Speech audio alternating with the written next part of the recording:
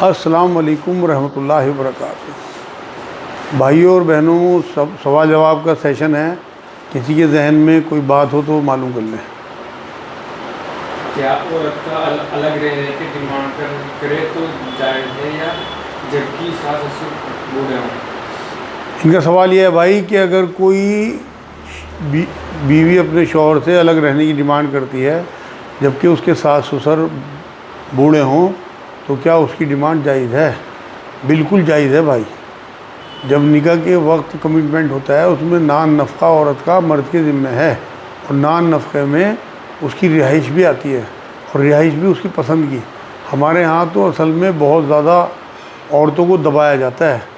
بوڑھے ماں باپ کی ذمہ داری لڑکے کے اوپر ہے، شوہر کے اوپر ہے، وہ کوئی اور انتظام کرے، کوئی دوسری عورت لا کے ان کے اوپر رکھے، یا نکاح کر لے دوسرا، یا کوئی ان کے اوپر نوکر رکھے، نرس رکھے اگر حیثیت ہو، لیکن اپنی بیوی سے ان کی زبردستی خدمت کرانا یہ نہیں مناسب ہے۔ اور بیویوں کو بھی چاہیے کہ زیادہ جذباتی نہ ہو، بوڑھے ماں باپ ہیں خیال کرے ان کا، لیکن کئی بار ماں باپ بھی اس طرح ٹارچر کرتے ہیں بہوؤں کو کہ ان کی آزادی جو ہے نا وہ بالکل ختم ہو جاتی ہے۔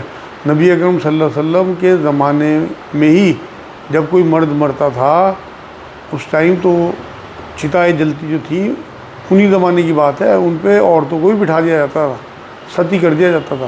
نبی اکرم صلی اللہ علیہ وسلم نے آ کے بیواؤں کو اتنی توقیر دی، عورتوں کو اتنی توقیر دی کہ پہلی شادی ہی 2 بار کی بیوہ عورت سے کی، ہماری ماں سے۔ تو اندازہ لگائیے کہ عورتوں کو کتنی عزت اور آزادی دینے کے لیے نبی اکرم صلی اللہ علیہ وسلم کو بھیجا گیا۔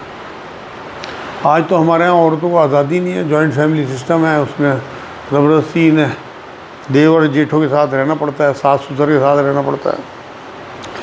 اگر خوشی سے عورت رہے اپنے ساس سسر کے ساتھ تو ٹھیک، ورنہ اسلام یہ پسند کرتا ہے کہ الگ الگ یونٹ ہوں، ہر یونٹ الگ ہونا چاہیے، ماں باپ کا الگ، بیٹوں کا سب کے الگ، پردے کا نظام اسلام میں ہے۔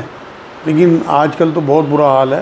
تو بالکل اگر کوئی بیوی اپنے شوہر سے الگ رہنے کی ڈیمانڈ کرتی ہے تو اس کی جائز ڈیمانڈ ہے بالکل، اور وہ شوہر کو پوری کرنی چاہیے۔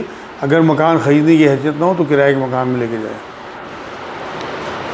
کیا پھٹے پرانے کپڑے کو جلا دینی چاہیے؟ ان کا سوال یہ کیا پھٹے پرانے کپڑوں کو جلا دینا چاہیے؟ نہیں بھائی، کسی بھی نعمت کو اللہ کی ضائع نہیں کرنی۔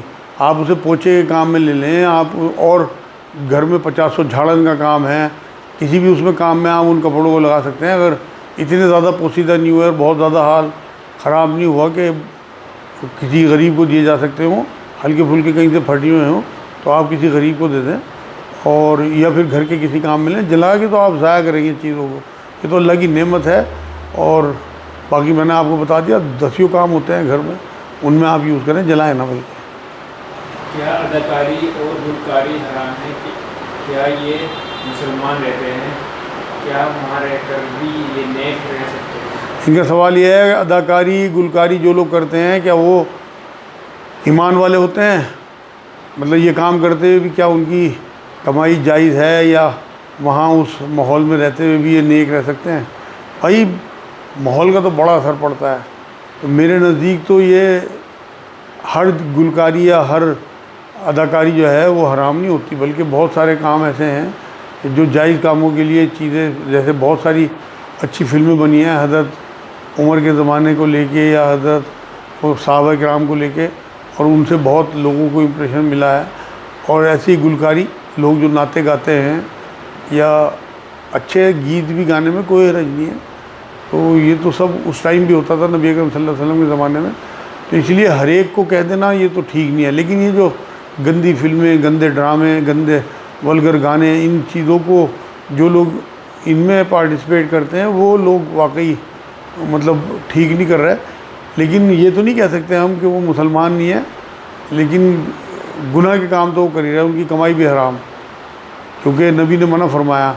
ہاں اگر اس ماحول سے نکل کے وہ توبہ کر لیں تو اللہ بہت معاف کرنے والے ہیں۔ وہ تو قرآن میں سورہ فرقان میں اللہ نے کہا کہ اگر کوئی 70 سال کا بوڑھا بھی مجھ سے معافی مانگے، توبہ کرے، تو ایمان میں آ جائے تو میں اسے معاف کر دوں، اس کے گناہوں کو نیکیوں میں بدل دوں۔ تو ماحول کا بڑا اثر پڑتا ہے۔ میں چھوٹا سا وہ واقعہ آپ کو بتا دوں کہ جو نبی اکرم صلی اللہ علیہ وسلم کے زمانے حضور نے ایک بار فرمایا تھا کہ ایک گنہگار شخص تھا، وہ ایک بزرگ کے پاس گیا کہ جی میں توبہ کرنا چاہتا ہوں، تو انہوں نے یہی کہا کہ بھئی یہاں تو بہت زیادہ بدکاری ہے اور بہت زیادہ گناہ ہے، تو ایسے ہی علاقے میں جا کے توبہ کر جہاں نیک لوگ ہوں۔ تو اس سے تو پتہ لگتا ہے کہ ماحول کا بڑا اثر پڑتا ہے توبہ تک کو۔ تو خیر وہ بہت لمبا واقعہ ہے، اور وہ وہاں پہنچ گیا اور بیچ میں اس کی ڈیتھ ہو گئی، تو ناپا گیا کہ بدوں کی بستی کتنی دور تھی اور نیکوں کی بستی کتنی دور تھی۔ تو نیکوں کی بستی زیادہ قریب تھی، جب وہ وہاں جس جگہ وہ پہنچا تھا تو اسے اللہ رب العزت نے اس وجہ سے اسے بخش دیا تھا۔ خیر وہ تو معاملہ اور تھا، میں تو آپ کو بتا رہا کہ ماحول کا بڑا فرق پڑتا ہے۔ تو بالکل ان میں بھی اچھے لوگ بھی ہیں، میں نے بھی سنا ہے کہ فلموں میں بھی کچھ اس طرح کے لوگ ہیں جن کے نام میں آصف شیخ ایک ڈراموں میں آتا ہے لڑکا، اور ایک اور مموٹی کر کے ساؤتھ کی فلموں میں آتے تھے کہ وہ سنا کوئی نماز ہی نہیں چھوڑتے تھے۔ تو ان میں اچھے لوگ بھی ہیں، سارے برے نہیں ہوتے، لیکن ماحول کا بڑا اثر پڑتا ہے، یہ تو طے ہے بات۔ تو اس لیے انہیں چاہیے کہ اس ماحول سے نکلیں، توبہ کریں، کیونکہ یہ تو دنیا کی زندگی ہے، کتنے دن کی شہرت ہے۔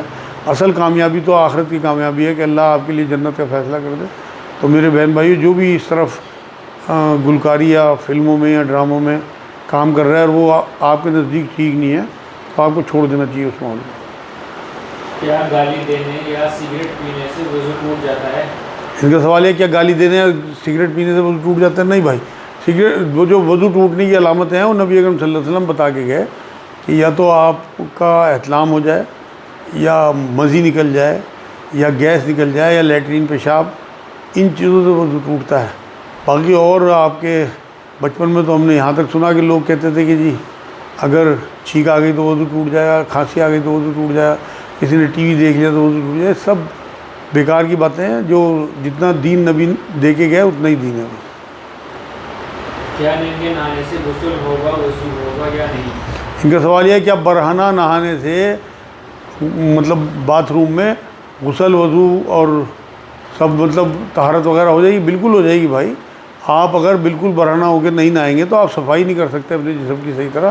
یہ سب غلو ہے دین میں، اور اگر آپ نے اندر سے چٹخنی لگا لی تو اب آپ اپنے جسم کو اچھے سے صاف کریں، اور آپ کا غسل بھی ہوگا، طہارت بھی ہوگی، اور وضو بھی ہوگا انشاءاللہ تعالیٰ۔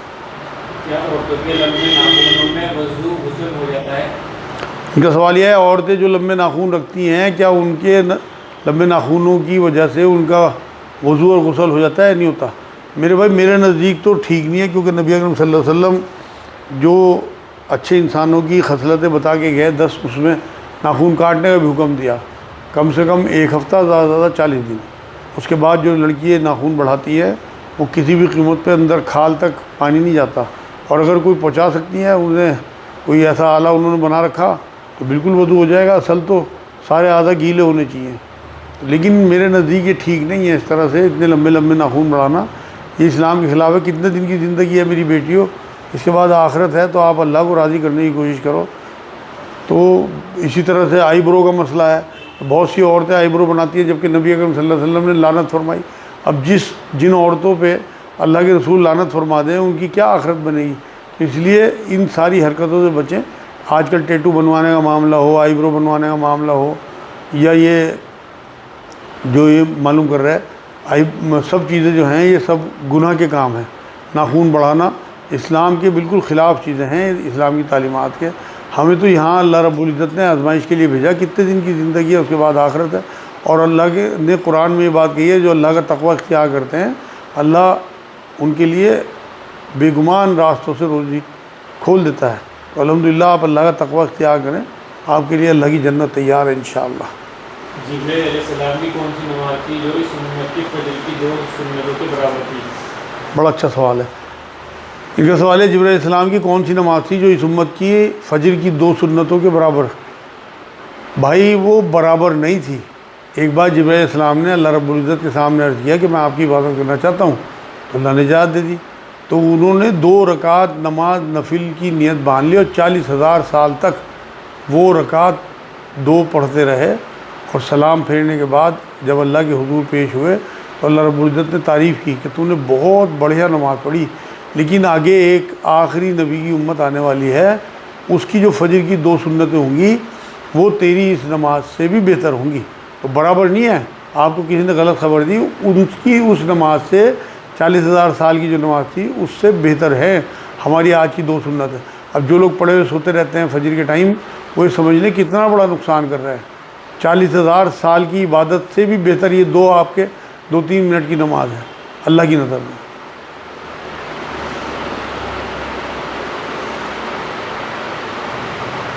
جبرائیل علیہ السلام نبی اکرم صلی اللہ علیہ وسلم پر کتنی بار آئے؟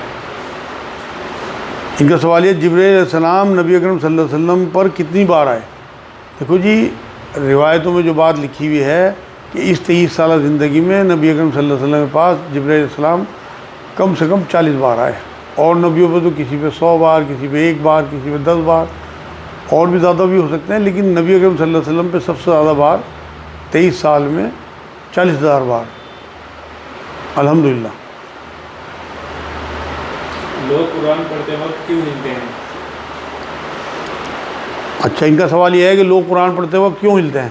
اصل میں ویسے تو میرے جو لاجک سمجھ میں آتی تھی تو بچپن سے ہی استاد حضرات جو ہے بچوں کو ہلنے کی تلقین جس سے کہ نیند نہ آئے، لیکن ایک اور بھی بات ہے کہ میں نے ایک بزرگ کا قول یہ سنا تھا کہ جب پہلی وحی نازل ہوئی نا، اقرأ بسم ربک الذی خلق، وہ جو 5 آیتیں ہیں، تو وہ اتنی سخت وحی تھی پہلی، اور نبی اکرم صلی اللہ علیہ وسلم کو اندازہ نہیں تھا وحی کا، اس ٹائم حضور ہلنے لگے تھے۔ تو وہ سنت آج تک جاری ہے کہ لوگ جو ہیں وہ قرآن پڑھتے ہوئے ہلتے ہیں۔ جبرائیل علیہ السلام کی کتنے پر ہیں؟ ان کا سوال یہ ہے کہ جبرائیل علیہ السلام کے کتنے پر ہیں؟ جبرائیل علیہ السلام کے 400 پر میں نے پڑھے تھے بھائی ایک جگہ، صحیح مجھے تعداد تو معلوم نہیں ہے، لیکن انشاءاللہ کسی اور سوال کے جواب میں بتا دوں گا 400۔ کیا تورات، انجیل، زبور جو آسمانی کتابیں ہیں وہ بھی قرآن کی طرح عربی میں ہیں؟ ان کا سوال یہ ہے قرآن کی طرح کیا توریت، زبور، انجیل بھی قرآن کی طرح عربی میں ہی اتری ہیں؟ نہیں بھائی، عبرانی زبان میں اتری ہیں، ایک روایت سے بات ثابت ہے، صرف قرآن عربی میں اترا ہے۔ میرا بھائی ہماری فیملی سے الگ رہنا چاہتا ہے، وہ کہتا ہے جوائنٹ فیملی اسلام میں نہیں ہے۔ ان کا سوال ہے ان کا بھائی الگ رہنا چاہتا ہے اپنی بیوی بچوں کے ساتھ، اور کہتا ہے جوائنٹ فیملی اسلام میں نہیں ہے، کیا یہ ٹھیک ہے؟ بالکل ٹھیک بات ہے، اس کی وہ سنت پہ ہے میرے بھائی۔ اسلام میں الگ الگ یونٹ ہیں، کوئی جوائنٹ فیملی سسٹم نہیں ہے۔ اللہ آزادی دینا چاہتا ہے، کوئی عورت اپنے گھر میں بنا دوپٹے کے رہے، ننگے سر اپنا کچن میں کام کرے۔ اگر جوائنٹ فیملی میں ہوگی تو اس کے جیٹ، دیور، سسر وغیرہ ہوں گے، تو لازمی بات ہے کہ اس کی وہ آزادی نہیں رہے گی جو آزادی اس کی اپنے گھر میں ہوگی۔ تو بالکل آپ کا بھائی صحیح کہتا ہے، اسے جس نے بھی رائے دی بالکل صحیح رائے دی، اسے الگ ہو جانا چاہیے، اور آپ لوگوں کو بھی الگ الگ ہو جانا چاہیے۔ محبتیں ہی بڑھتی ہیں اور آپس میں جو ہے وہ کدورتیں دور ہوتی ہیں، ورنہ ایک ساتھ رہنے میں بہت زیادہ بغض، عداوت میں نے آج کل دیکھا، اور ماحول نہیں ہے آج کل ساتھ رہنے کا، اور اسلام بھی اجازت نہیں دیتا۔ اسلام پردے کا مذہب ہے، تو آپ پردے کے حساب سے اپنے الگ الگ یونٹ کریٹ کریں اور اللہ سے دعا کریں کہ آپس میں محبتیں ہوں۔ کیا ہمیں اپنے فیصلے ابو سے پوچھ کر کرنے چاہیے؟ یہ سوال یہ ہے کہ ہمیں اپنے فیصلے ابو سے پوچھ کے کرنے چاہیے۔ بھائی جب تک وہ زندہ ہیں آپ فیصلے تو اپنا آپ کریں، مگر ان کے کان میں نکال دیں۔ دیکھو جو بڑے ہوتے ہیں ان کا ادب اور احترام یہی ہے کہ انہیں لگنا چاہیے کہ ہماری ویلیو ہے۔ ویسے تو فیصلہ آپ خود ہی کریں، لیکن ان کی مہر لگوا لیا کریں، اس سے ان کا دل بڑا رہے گا۔ انہوں نے آپ کے لیے اپنی جوانی کے 40 سال لگا دیے، محنتیں، مزدوری یہ ساری، ورنہ ایک مرد کو کیا چاہیے؟ 2 وقت کی روٹی کے لیے اسے 100، 150، 200 روپیہ روز، باقی تو سب اپنی اولاد کے لیے دوڑ دھوپ کرتا ہے۔ اور اس عمر میں آنے کے بعد اگر اسے یہ لگنے لگے کہ میری اولاد جو ہے وہ میری ویلیو نہیں سمجھ رہی، تو یہ تو دل دکھانے والی بات ہوگی۔ تو میرے نزدیک فیصلہ آپ کو خود کرنا چاہیے۔ آئے گا آپ ایجوکیٹڈ اور IQ لیول آپ کا ہائی ہے، فیصلہ کرنے کی صلاحیت بھی آپ میں زیادہ ہے، مگر آپ اپنے والد کو کنونس کر لیں، اپنی ماں کو کنونس کر لیں، جو بھی آپ فیصلہ کریں انہیں ان کی مہر لگوائیں ہوشیاری کے ساتھ کہ وہ انہی کے منہ سے نکلوا دیں وہ فیصلہ، اور وہ آپ کا کام ہو جانا چاہیے۔ جیسے کسی بچے کا نام رکھنا، تو آپ انہیں بتا دیں کہ مجھے یہ نام بہت پسند آ رہا، اگر آپ کو بھی پسند ہو تو یہ نبی اکرم صلی اللہ علیہ وسلم کی بیٹی کا نام تھا، تو وہاں آگے وہ پھر چپ ہو جائیں گے انشاءاللہ، اور وہ اجازت دے دیں گے۔ وہ اجازت ہی ان کی جو ہے آپ کے لیے انشاءاللہ برکتوں والی ہوگی۔ کیا شراب کو قرآن نے حرام کیا ہے؟ ان کا سوال یہ ہے کہ شراب کو حرام کیا ہے؟ بھائی اس طرح تو حرمت نہیں آئی، لیکن شیطانی کام کہا اللہ نے، اس سے بڑی اور کیا بات ہوگی؟ جس چیز کو اللہ شیطانی کام کہہ دے، اور شیطان کو اللہ نے قرآن میں سب سے بڑا دشمن کہا انسان کا، اور اپنا بھی وہ اللہ کا بھی دشمن ہے، انسانوں کا بھی دشمن ہے۔ تو اگر کوئی اللہ شیطانی کام کسی چیز کو کہہ دیتا ہے، جیسے جوا ہے، اس کے لیے بھی شیطانی کام کہا اللہ نے، سٹا ہو، جوا ہو، شراب پینا ہو، یہ سب ایسے کام ہیں کہ ان کی یہ نہیں ہے کہ اللہ نے ڈائریکٹ حرام کہا ہو، لیکن یہ کہا، یہاں تک تو کہا قرآن میں اللہ نے کہ شراب جب پیے ہو تو نماز کے قریب بھی نہ جانا، جب تک شراب کی حرمت نہیں آئی تھی۔ لیکن نبی اکرم صلی اللہ علیہ وسلم نے تو آگے حرام کر دیا نا۔ دیکھو حرام کرنا اللہ اس کے رسول دونوں کا کام ہے، اور رسول اللہ کے بارے میں قرآن یہ کہتا ہے کہ وہ اپنی طرف سے کچھ نہیں کہتے، جو اللہ ان سے کہلواتا ہے وہی کہتے ہیں۔ تو اگر کسی چیز کو اللہ کے رسول حرام کر دیں تو وہ بھی اللہ ہی کی طرف سے حرام ہے۔ تو شراب کو اللہ کے رسول صلی اللہ علیہ وسلم نے حرام کیا تو وہ حرام ہو گئی۔ آج کے لیے انشاءاللہ اتنا ہی، باقی اگلے ہفتے جو بھی سوال ہوں گے آپ کے۔ السلام علیکم ورحمۃ اللہ۔